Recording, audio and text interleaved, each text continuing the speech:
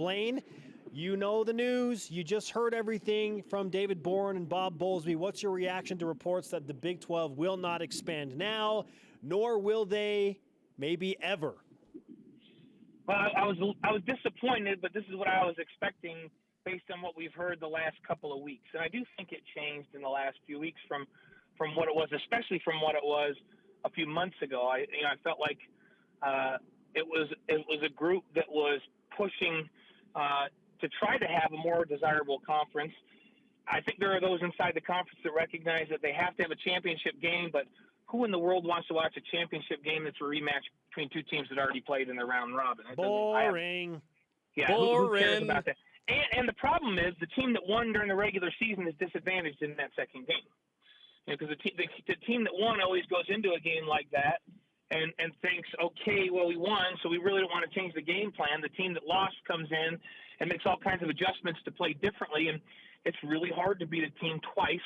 And does the country really care at all about watching two teams that already played during the regular season play again in a so-called championship game? So I thought that reason would rule out in the end, and they would recognize that. But it's been a fairly dysfunctional group, and I think that they did a great job of painting a picture that now they're completely united. But I'm sorry, I just don't believe that, guys. I just don't believe that. I don't either, Blaine.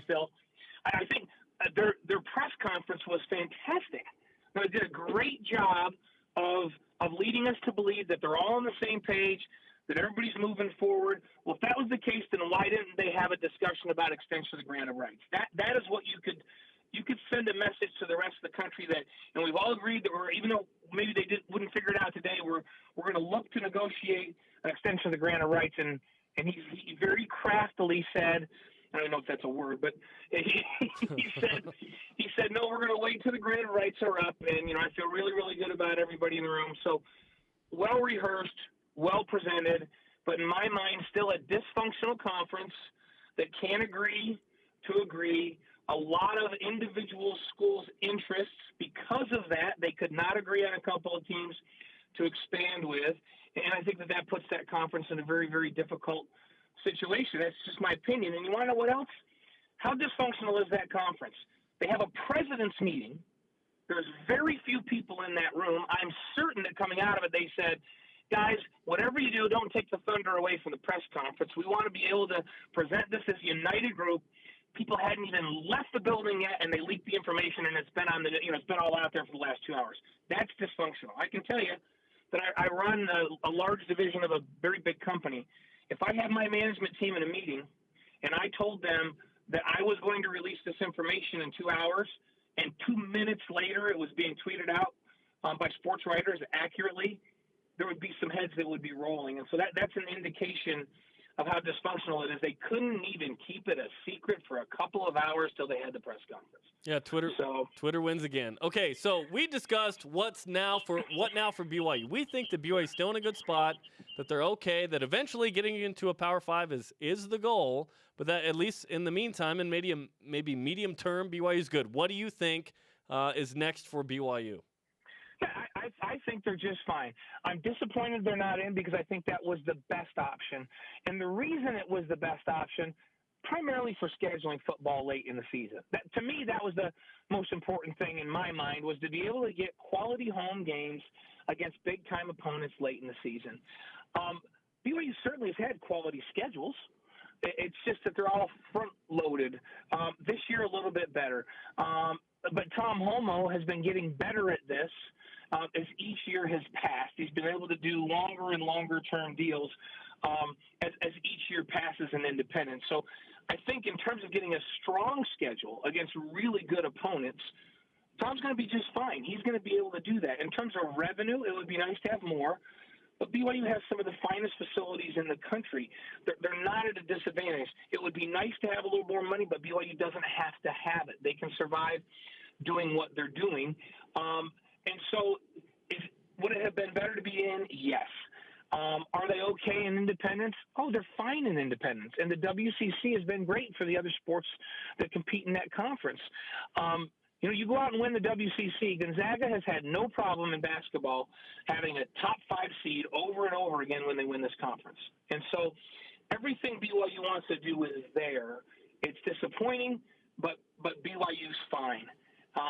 And, you know, guys, I hear people say, well, if you're not in the conference, you're irrelevant. Let me tell you what irrelevant is. Irrelevant is Rutgers right now, who's in the Big Ten. They just got spanked by Michigan. I don't know, was it 76 or 78 to nothing last week? 78 to nothing. Yep. But when you stink, you're irrelevant, whether you're in a conference or not. When you're really good, you're not irrelevant. Why is Boise State not irrelevant right now? And they're in the Mountain West Conference because they're undefeated and they're ranked in the top 15 in the country. So relevance comes with winning. BYU, with Kalani Sitake and the way they'll recruit over the next couple of years, will be relevant. They'll be on national TV on a regular basis with their contract, so they will stay relevant in college football. They'll get tons of exposure, and at some point, a P5 conference will want them. And all that will mean is a little more revenue and an easier time of scheduling quality opponents late in the season. That's what we were all looking for. They didn't get it. Disappointing, but I think they're just fine. Blaine Fowler, college football expert and national champion at BYU, with us on BYU Sports Nation, reacting to news that the Big 12 will not expand, and that is a final decision as announced by Commissioner Bob Bowlesby and committee chair David Boren. BYU and Independence, Blaine, how long is it sustainable before they hope to get into a Power 5 conference? Well, it's sustainable as long as the other sports are tied to a conference and BYU can continue to have the relationship that they have with ESPN or another network if ESPN decides not to extend this current contract. So I think it's sustainable for the foreseeable future as long as they have a television partner that's a power partner.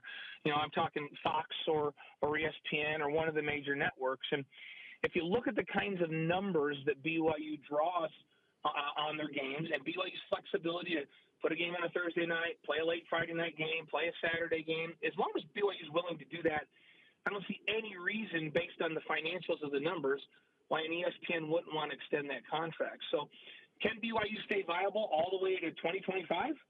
Well, as long as ESPN's willing to partner with them, I think they can, and I think that's just fine. So yeah, I don't think there's a problem with sustainability. If people are worried that they're not in a conference, how are they going to continue to function? They'll be just fine as long as they have good TV partners.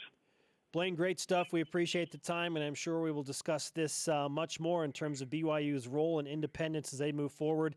And if you're feeling bad, just look at the 2017 schedule. That's going to help Jeremy and I go to bed easily tonight. Exactly. Yeah, look at it, and it's all just fine, guys. Thanks, Blaine. All right, guys. Talk to you later.